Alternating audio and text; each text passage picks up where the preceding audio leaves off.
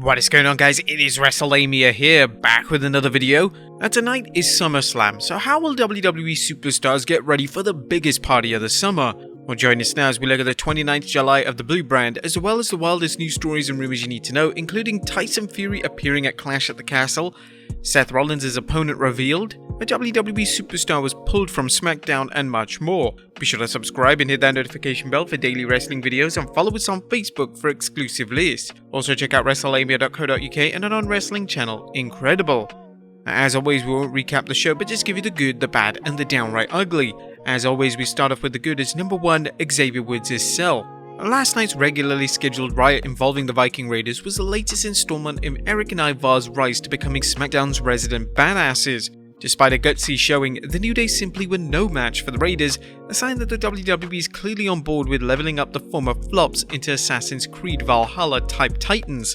The Raiders' now obligatory post-match beatdown on the New Day was made all the better by Xavier Woods selling the Raiders' Pillmanization of his ankle with an Academy Award-winning performance. Babyfaces don't need to look like pushovers. When the two brutes like Eric and Ivar use a steel chair to turn your ankle into coleslaw, it's essential to sell it. Woods remains underrated as a wrestler, and perhaps this super sell will remind Triple H and the company how much the former king brings to the proverbial table.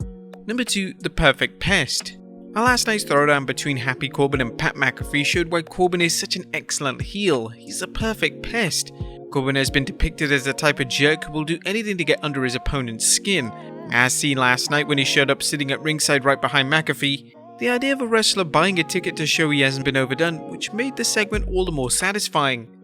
Corbin throwing popcorn at Pat quickly escalated into a pull-apart punch-out that saw Corbin sneak in a low blow while WWE officials attempted to restore order. Number 3, putting the Max in Maximum Male Models. Max Dupree is back, and we're happy to see that the talented manager get another shot. Dupree is a talented talker and worker who may be the best chance for Mansoor and Mace to get over. While rumor has it that Vince McMahon didn't like Dupree's delivery, it's hard to shine shit, regardless of the talent, and it was a mistake taking him off the air. Talent like MVP and Paul Heyman have shown the benefits of a good manager, and Dupree could be the latest talker to help out wrestlers lacking mic skills. Number 4, not the Usos' finest moment. Our last night's confrontation between the Street Profits and the Usos featured a marvelous mix of trash talking and brawling. It was good to see the WWE capitalize on the Profits' microphone magic, especially when they brought up the face-painted Usos era. The WWE also threw a bit of a tease into their tag match by having Jay accidentally superkick Jeff Jarrett, leading to questions whether this will cause Jarrett to favor the Profits. Number 5, Shotzi gets the win. And not only did Shotzi get some television time last night, but the talented star got herself a win. While a win over Aaliyah isn't a career-defining moment, it's still a win and hopefully a sign that the WWE hasn't forgotten about her. What stuck out about Shotzi vs Aaliyah's match was that the WWE took the time to explain why Shotzi wanted a match against Aaliyah, who was originally booked to wrestle Lacey Evans, but more about that in the news. Michael Cole informed the fans that the gossip in the locker room is that Shotzi despises everything that Aaliyah is about, and she talked Adam Pearce into booking the match.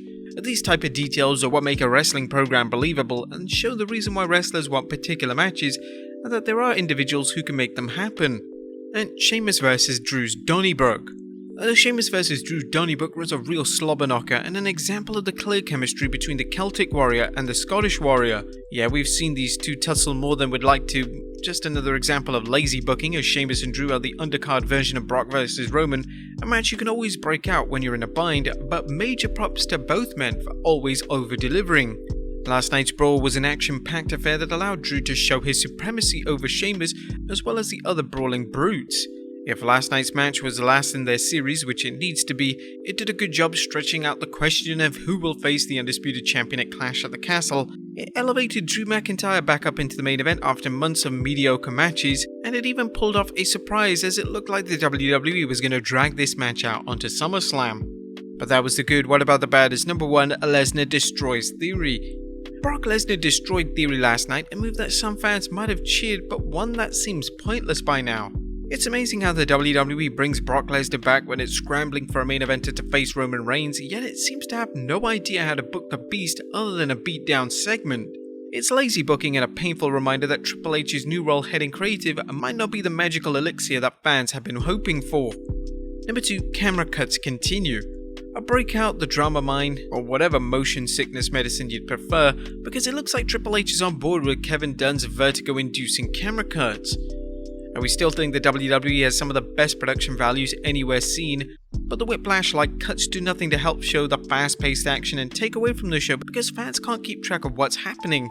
While we'll never hope for someone to lose their job, we may make an exception for Dunn if it means the end of his kooky camera work. There was nothing downright ugly as the WWE put on a strong show while also building things up for SummerSlam.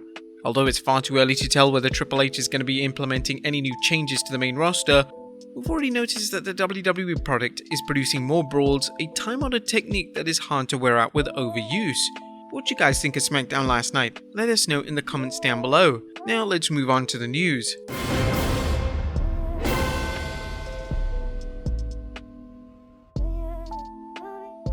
Now first we looks at Tyson Fury appearing at Clash at the Castle. Topping today's news is Tyson Fury going to show up at the WWE September premium event Clash at the Castle? If so, what are the chances of the boxing great stepping into the ring? As we noted on our website, Fury is now scheduled to appear at WrestleFest UK, an event being held in Cardiff, not too far away from where Clash at the Castle is being held. There's some talk that Fury could show up to build up to a future match. Earlier this month, Dave Meltzer commented on Fury wrestling in the WWE again after Fury's 2019 match against Braun Strowman at Crown Jewel. Dave Meltzer noted that the WWE could have Fury wrestle Drew McIntyre, a name that's come up after Tyson Fury's win over Braun Strowman at 2019's Crown Jewel. However, Meltzer believes that the most likely opponent is Logan Paul. A Jake Paul vs Tommy Fury was scheduled for 6 August in Madison Square Garden, but a visa issue led to Jake fighting Hassim Rahman Jr. on that show. Tyson vs Logan would garner a ton of outside wrestling attention, and WWE thrives on that.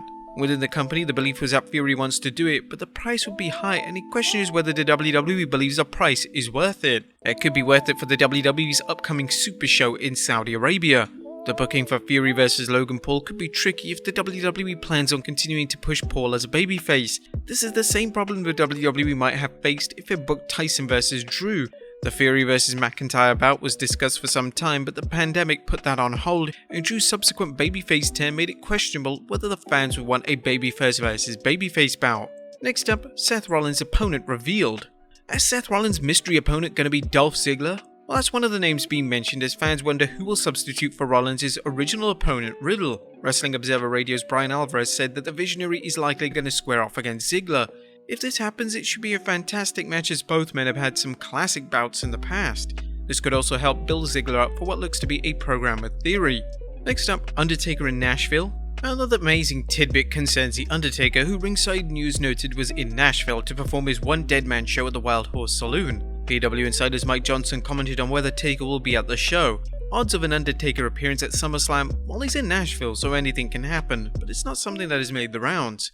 Given the Undertaker's iconic status, it seems unlikely the WWE would have him make a random appearance without building it up in order to capitalize on his fame. And finally, a WWE Superstar pulled from the show. Last but not least, where was Lacey Evans? Well, fans who missed Lacey Evans' weekly walkouts and tirades on the WWE Universe didn't get to see wrestling's former sassy Southern Belle last night.